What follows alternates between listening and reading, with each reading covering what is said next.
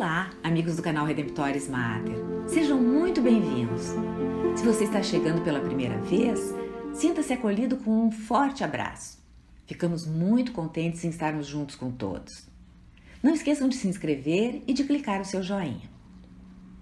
Jesus falava em parábolas muitas vezes e já temos visto o significado de algumas delas nas nossas postagens. Hoje vamos olhar para a história por ele contada, que é conhecida como a parábola do homem rico e tolo. E vamos procurar extrair dela o sentido e suas consequências para a vida. Ouçamos. Disse-lhe então alguém do meio do povo: Mestre, dize a meu irmão que reparta comigo a herança. Jesus respondeu-lhe: Meu amigo, quem me constituiu juiz ou árbitro entre vós?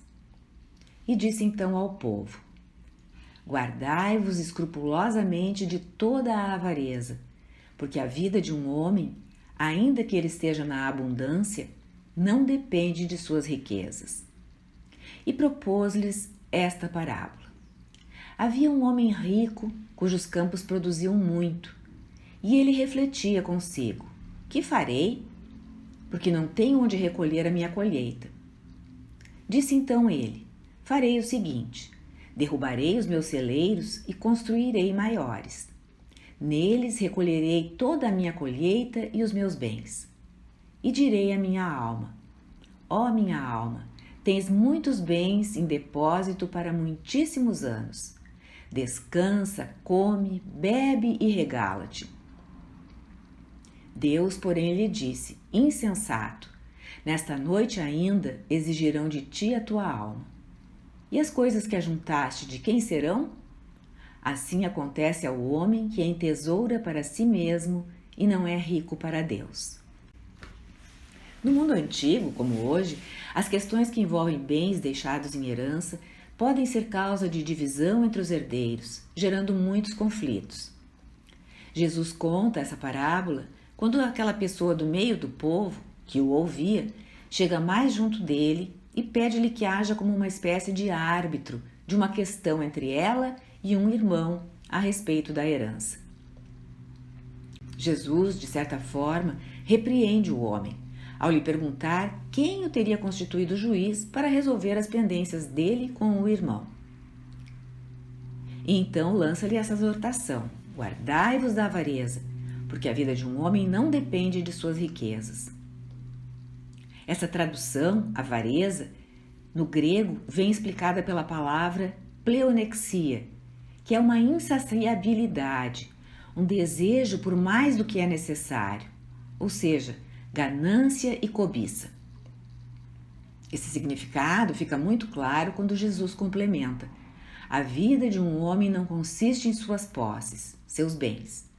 O mestre deixa entrever que, em última análise, está falando realmente da avidez por bens, o desejo de adquirir mais e mais, e não das necessidades da vida. Para ilustrar o seu ensinamento, que contém uma verdade moral, é que Jesus conta a parábola do rico tolo como exemplo.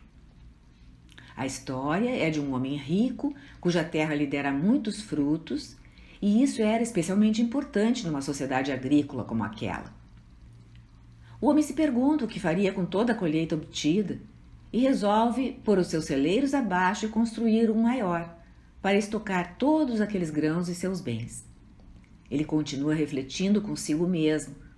A tradução do grego traz a palavra alma, que significa isso, o próprio eu, refletir consigo mesmo. O homem pensa que já tem tantos bens que pode comer, beber, descansar.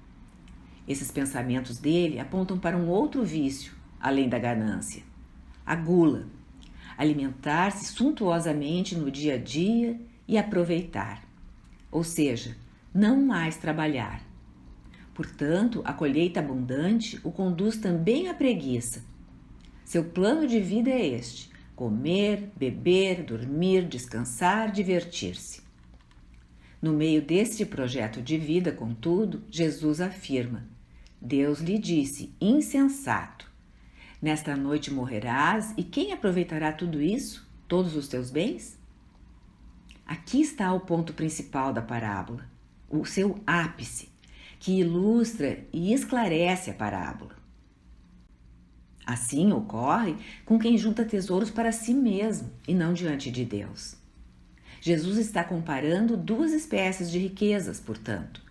Aquela do tolo, que se conduz egocentricamente, quer tudo para si, poupa e poupa para si mesmo.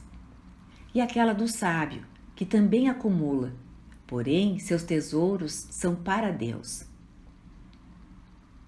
Duas são as naturezas da riqueza, e só uma conduz ao sentido verdadeiro da vida. A verdadeira riqueza é espiritual. É nisto que consiste a vida humana. Jesus faz um alerta, desperta a consciência a respeito desse desejo muito humano de dirigir todas as energias para acumular bens. Jesus faz eco do livro do Eclesiastes, que começa anunciando: vaidade das vaidades, tudo é vaidade. O sentido da palavra vaidade no Eclesiastes não é de alguém que se concentra em sua imagem, sua aparência, que se orgulha de si mesmo, como hoje em dia nós usamos. No Antigo Testamento, vaidade diz respeito a fazer algo em vão, inutilmente, algo que não será eficaz. No hebraico, a palavra é rebel, definida como vapor, nevoeiro, sopro, algo que é fugaz. Como se dissesse: a vida é tão curta, tudo passa nesse mundo, sejam os prazeres da comida e da bebida ou das riquezas terrenas.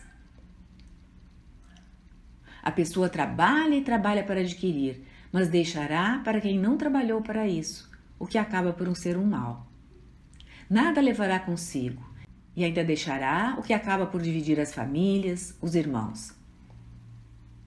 A riqueza traz ansiedade, o querer mais e mais, o medo de ser roubado, a desconfiança dos outros. São os bens que acabam por possuir a pessoa. E aquele que trabalha com afinco, que se cansa, esse deita em paz e adormece em paz. Sábio é quem reconhece a fugacidade da vida. E tudo o que faz como uma oferta agradável de si próprio a Deus, por amor a Deus. Este acumula tesouros no céu, porque é para o céu, para a vida eterna, que fomos criados. As coisas desta terra devem nos dar o sustento. São boas em si mesmas, mas o nosso olhar deve ser sempre voltado para Deus, ao alto, a meta última, que é a razão da existência. Na tradição viva da Igreja, São Basílio Magno, que viveu no IV século na Capadócia, enfrentou esse tema da propriedade e da riqueza que muito preocupava os cristãos, dizendo o seguinte: o que encontramos nesse homem da parábola? A vontade de acumular e a falta de vontade de dar. Ele esqueceu que todos compartilhamos a mesma natureza. Não sentiu obrigação de distribuir seu excedente aos necessitados. Seus celeiros estavam cheios a ponto de estourar, mas seu coração avarento não estava satisfeito. Quem tem muito, reconheça que tudo recebeu de Deus. Reconheça que é servo de Deus, um administrador em favor dos outros, como se os seus bens pertencessem ao próximo. Os bens são causa de prazer por um curto tempo, mas escorregam pelos dedos e se vão, e todos prestarão conta daquilo que tiveram. Morreremos, como aquele homem da parábola, a quem Deus disse: insensato, nesta noite ainda exigirão de ti a tua alma. Se somos abençoados com muitos bens, precisamos lembrar que os recebemos para ser bênção para os outros. Esforcemo-nos para que, quando estivermos diante de Deus, possamos dizer: eu alimentei os famintos, abri meus celeiros para os pobres, e assim por diante. Foi assim que Jesus ensinou o critério de separação entre os bons e os maus, as ovelhas e os bodes, no livro de Mateus 25. Os bens são finitos, porém nossos corações foram feitos para o infinito, para Deus, e só Ele satisfará completamente o nosso coração. Como disse Santo Agostinho, Nosso coração está inquieto enquanto não encontra Deus. O Senhor esteja convosco, Ele está no meio de nós. Peço por você, a sua vida, sua família, orando muitas alegrias vindas do céu, que se manifestem também na sua vida, na vida terrena. Em nome do Pai, do Filho e do Espírito Santo. Amém. Obrigada por ter acompanhado esta postagem. Se você gostou, clique seu like, inscreva-se no canal e acione o sininho para ser notificado de outras publicações. Confira também as nossas playlists, feitas com muito cuidado para cada um de nossos visitantes e membros.